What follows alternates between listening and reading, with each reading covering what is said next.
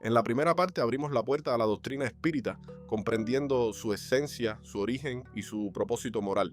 Pero todo conocimiento espiritual debe anclarse también en la práctica, porque no basta con creer, hay que saber cómo actuar, cómo protegerse y cómo discernir lo que viene de la luz y lo que viene del engaño. En esta segunda parte exploraremos cómo los espíritus se comunican con nosotros, quiénes pueden ser medium, qué tipos de manifestaciones existen y cuáles son los cuidados que nunca deben ignorarse. Hablaremos también de los errores comunes, de los peligros del fanatismo o del juego imprudente con lo invisible, y de cómo trabajar con conciencia y respeto en el camino mediúnico. Si estás buscando respuestas claras, prácticas y espiritualmente sólidas, quédate hasta el final, estás en Hermanos de Luz. Suscríbete y prepárate para mirar al mundo invisible con los ojos bien abiertos. La mediunidad no es un don exclusivo ni un privilegio espiritual, es una facultad natural como la inteligencia o la sensibilidad. Allan Kardec enseñó que todos somos mediums en potencia, porque todos podemos percibir en mayor o menor grado la influencia del mundo invisible. Pero ser medium en el sentido espírita significa algo más profundo, es tener la capacidad de servir de instrumento entre los espíritus desencarnados y los encarnados, es permitir con conciencia y disciplina que un mensaje del plano espiritual llegue con claridad al plano físico. La manifestación de esta facultad puede darse de muchas formas. Algunos mediums escriben sin saber lo que van a decir, otros oyen voces internas o externas, hay quienes ven figuras espirituales o sienten emociones y dolores ajenos. Existen mediums que prestan su cuerpo para que los espíritus se expresen verbalmente y otros que canalizan energías curativas o de protección. Pero ninguna de estas manifestaciones es un juego, porque abrirse al plano espiritual sin preparación, sin guía y sin propósito puede traer consecuencias graves. Por eso Kardec fue enfático. El desarrollo mediúmnico debe ir acompañado de estudio, de ética y de propósito moral. La mediunidad no es para ganar fama, ni para adivinar el futuro, ni para llenar el ego. Es una responsabilidad, un trabajo al servicio de la verdad, del consuelo y del bien. El medium debe ser humilde, disciplinado y consciente de que no todo lo que viene del más allá proviene de la luz. Así como no todos los ojos ven lo mismo, no todos los mediums perciben al mundo espiritual de la misma manera. Allan Kardec clasificó distintas formas de mediunidad, cada una con características únicas y con propósitos diferentes dentro del trabajo espiritual. Están los mediums psicógrafos, que escriben mensajes dictados por los espíritus. Algunos lo hacen de forma mecánica, sin conciencia del contenido. Otros lo hacen de forma intuitiva, percibiendo el pensamiento espiritual y traduciéndolo con su propia mente. Esta es una de las formas más comunes y más estudiadas en el espiritismo.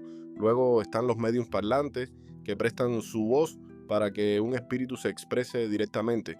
Este tipo de manifestación requiere cuidado extremo, pues el cuerpo y la conciencia del medium quedan parcialmente abiertos a otra entidad. También existen los mediums videntes, que pueden ver figuras espirituales en estados de vigilia o de trance.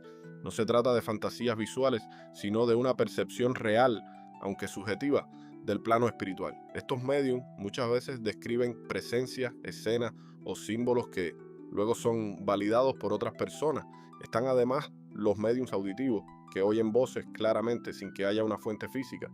Esta percepción puede ser tan intensa como la voz de una persona viva, o tan sutil como un pensamiento que no proviene del propio ser. Otros tipos menos comunes incluyen los mediums curadores, que canalizan energía para aliviar males físicos o espirituales, los mediums de efectos físicos, que producen fenómenos tangibles como movimientos de objetos, golpes o luces, y los mediums de inspiración artística, que reciben influencias para crear obras musicales, literarias o visuales cargadas de contenido espiritual.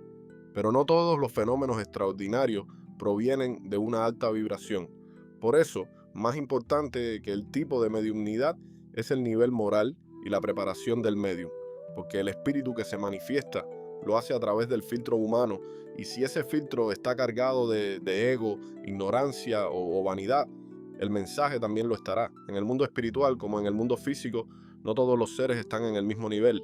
Hay espíritus sabios, benevolentes, guiados por el amor y la verdad, pero también hay espíritus ignorantes, perturbados, engañosos e incluso burlones.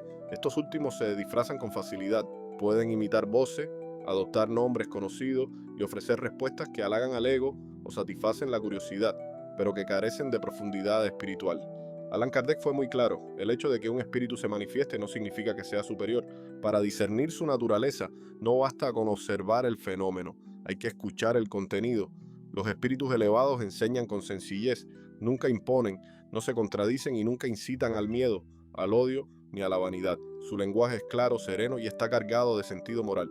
No adulan al medium, no hacen promesas vacías y no se entretienen en detalles triviales. Los espíritus burlones, en cambio, se contradicen con facilidad, usan un lenguaje confuso o rebuscado para impresionar. Suelen decir lo que el medium o el grupo quiere escuchar. A veces se presentan como grandes figuras del pasado, pero sus mensajes están vacíos, incoherentes o impregnados de orgullo. Kardec recomendaba someter todo mensaje espiritual al juicio de la razón y del corazón. Si un espíritu da órdenes sin respeto, si exige culto, si se glorifica a sí mismo o si incita a la división, no proviene de la luz, porque los verdaderos guías espirituales se reconocen, no por sus palabras grandiosas, sino por la humildad que transmiten. La regla es simple, pero poderosa. Por sus frutos los conocerás.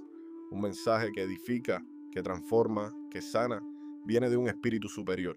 Uno que confunde, que enaltece el ego o que divide, viene de la sombra o del error. Aunque el espiritismo se puede empezar a estudiar y desarrollar en solitario, hay un punto donde eso ya no es recomendable, porque no todos los mediums son iguales y llega un momento donde el cuerpo, la mente o el espíritu empiezan a reaccionar de formas más intensas. Al principio puedes notar que escribes cosas sin pensarlas o que escuchas voces que no son tuyas. Eso puede ser clariaudiencia. Puedes ver figuras con los ojos cerrados o despiertos y eso es clarividencia. O puedes sentir emociones, dolores o intenciones que no son tuyas, lo que llamamos clarisentencia. Todo eso puede manejarse con estudio, con calma, incluso en privado. Pero si eres un medium de los que puede ser montado por un espíritu, es decir, que un espíritu te incorpore para hablar a través de ti, ya no es seguro seguir solo. Porque cuando ese momento llega, y créeme, llega, tú no sabes qué espíritu es el que viene, ni cómo se va a presentar. Puede venir tranquilo, llorando, confundido, o con una energía muy fuerte. Y si no hay nadie contigo, ese espíritu no tiene con quién hablar, no tiene cómo dar su mensaje, y tú no tienes quien te ayude a volver al equilibrio. Eso es lo que en la práctica real del espiritismo, sobre todo en el espiritismo criollo o cruzado, pasa a diario. Y aunque aquí estamos hablando desde la doctrina kardecista, no podemos ignorar que la teoría es una cosa y la práctica es otra. Y la mediunidad se manifiesta como venga, no como uno quiera. Por eso, cuando empieces a avanzar en tus desarrollos, búscate una persona de confianza. No tienes que estar en un centro aún, pero sí tener a alguien que te observe, que te cuide, que tome nota o simplemente que esté ahí por si pasa algo. No es miedo, es responsabilidad espiritual. Y cuando ya sepas con certeza qué tipo de medium eres, si eres escribiente, auditivo, de pase o si montas, entonces sí sigue con más firmeza. Pero mientras no lo sepas, no avances solo. Aquí no se trata de apurarse, sino de hacerlo bien. La mediunidad no es un poder, es una herramienta y como toda herramienta sagrada, debe usarse con conciencia, respeto y humildad, porque cuando el mundo espiritual se manifiesta, no viene a entretener, viene a enseñar, a corregir y a guiar. Hemos visto cómo se manifiestan los espíritus, cómo distinguir su nivel y qué tipos de mediums existen. Pero también hemos hablado de algo que no se dice lo suficiente, que aunque puedas empezar solo, no siempre puedes seguir solo, y que hay una gran diferencia entre el espiritismo doctrinal y su expresión práctica en nuestras tierras. Si este conocimiento ha resonado en ti, entonces estás listo para seguir. En la tercera parte profundizaremos en temas clave, cómo desarrollar tu facultad mediúmnica de forma segura, qué es una sesión bien hecha, cómo montar una bóveda espiritual y qué debes evitar si quieres avanzar sin caer en el error. Suscríbete a Hermanos de Luz, porque aquí no vendemos fe, compartimos verdad. Aquí no hay espectáculo, hay respeto por lo invisible. Quien se acerca al mundo de los espíritus con soberbia se pierde, pero quien se acerca con humildad encuentra guía. Te despide tu hermano de siempre,